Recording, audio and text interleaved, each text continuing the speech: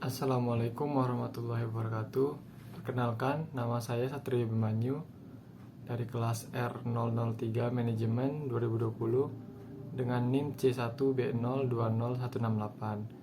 Di video kali ini saya akan menjawab pertanyaan-pertanyaan dari soal UTS Manajemen Strategik. Soal pertama, jelaskan definisi manajemen strategik menurut minimal 3 ahli manajemen strategik.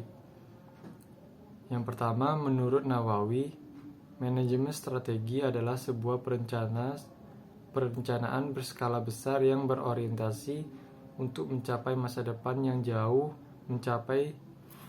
dan didefinisikan sebagai keputusan pemimpin tertinggi yang fundamental dan pokok. Yang kedua, menurut Thomas L. Whelan, manajemen strategis adalah serangkaian keputusan dan tindakan yang menentukan kinerja perusahaan dalam jangka panjang manajerial.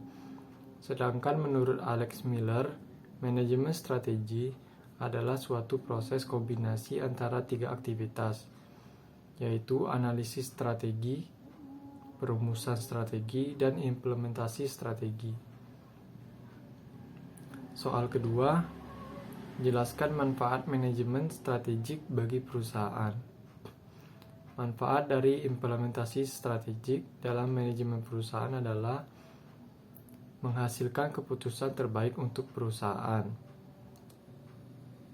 Kedua, meningkatkan kemampuan perusahaan menghadapi tantangan. 3. Merangsang motivasi kerja dari karyawan dengan melibatkan karyawan dalam merumuskan strategi. Yang keempat, lebih peka terhadap ancaman dan tantangan eksternal. Yang kelima, meminimalisir masalah dan hambatan dari internal maupun eksternal. Yang keenam, menciptakan proses organisasi yang lebih efektif dan efisien. Yang ketujuh, mengembangkan kemampuan adaptasi perusahaan dalam kondisi bisnis yang dinamis. Yang kedelapan, mendapatkan pendapatan yang maksimal dari efektivitas dan efisiensi proses bisnis. Soal ketiga, jelaskan proses yang dilalui dalam menerapkan manajemen strategik. Proses manajemen strategis terdiri dari 3 tahap. Tahap-tahapnya sebagai berikut. Yang pertama, perumusan strategi. Pada tahap ini mencakup kegiatan mengembangkan visi misi organisasi, mengidentifikasi peluang dan ancaman eksternal organisasi, menentukan kekuatan dan kelemahan internal organisasi, menetapkan tujuan jangka panjang organisasi, membuat sejumlah strategi alternatif untuk organisasi dan memilih strategi tertentu untuk digunakan. Yang kedua, pelaksanaan strategi. Tahap ini mengharuskan perusahaan untuk menetapkan sasaran tahunan, membuat kebijakan, memotivasi karyawan, dan mengalokasikan sumber daya sehingga perumusan strategis dapat dilaksanakan. Pelaksanaan strategis mencakup pengembangan budaya yang mendukung strategi, penciptaan struktur organisasi yang efektif, pengarahan kembali usaha-usaha pemasaran, penyiapan anggaran, pengembangan dan pemanfaatan sistem informasi, serta menghubungkan kompensasi untuk karyawan dengan kinerja organisasi. Yang ketiga, evaluasi strategis. Tahap ini adalah tahap akhir dari manajemen strategis. 3 kegiatan pokok dalam evaluasi strategi adalah mengkaji ulang faktor-faktor eksternal dan internal yang menjadi landasan perumusan strategi yang diterapkan sekarang ini, mengukur kinerja, dan melakukan tindakan-tindakan korektif. Pertanyaan keempat, jelaskan hubungan antara manajemen strategik dan keunggulan bersaing. Keunggulan bersaing berhubungan dengan manajemen strategi di dalam sebuah perusahaan yang sedang dijalankan. Dengan contoh, jika seseorang membeli produk, kemudian produk tersebut dibandingkan dengan produk pesaing lainnya, namun orang tersebut tetap memakai produk pertama, maka produk pertama tersebut memiliki keunggulan yang kompetitif dibandingkan dengan produk bersaing. Pertanyaan kelima, jelaskan bagaimana perusahaan bisa mendapatkan keunggulan bersaing secara terus-menerus.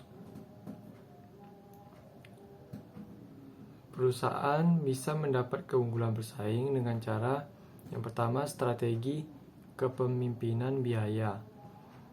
Menjadi produsen rendah biaya dalam menghasilkan barang dan jasa atau membantu menurunkan biaya bagi pemasok dan pelanggan, sehingga pesaing memiliki biaya produksi yang lebih tinggi. Yang kedua, strategi diferensiasi. Dengan mengembangkan cara-cara untuk membedakan produk dan layanan dari para pesaing atau mengurangi keunggulan diferensiasi dari pesaing. Strategi ini memungkinkan perusahaan untuk fokus pada produk atau jasa untuk memberikan keuntungan dalam segmen pasar yang unik atau niche market. Yang ketiga, strategi inovasi. Dengan menemukan cara baru dalam melakukan bisnis. Strategi ini dapat melibatkan pengembangan produk dan atau jasa yang unik guna memasuki pasar yang unik atau niche market. Hal ini juga dapat melibatkan perubahan radikal dalam proses bisnis untuk memproduksi produk dan layanan dari mayoritas jenis dan cara yang ada. Selanjutnya, strategi pertumbuhan.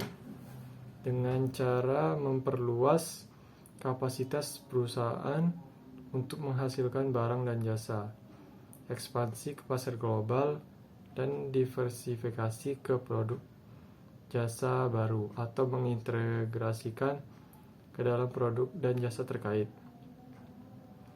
Pertanyaan ke-6, jelaskan tentang strategi bersaing dasar yang dikemukakan oleh Michael Porter.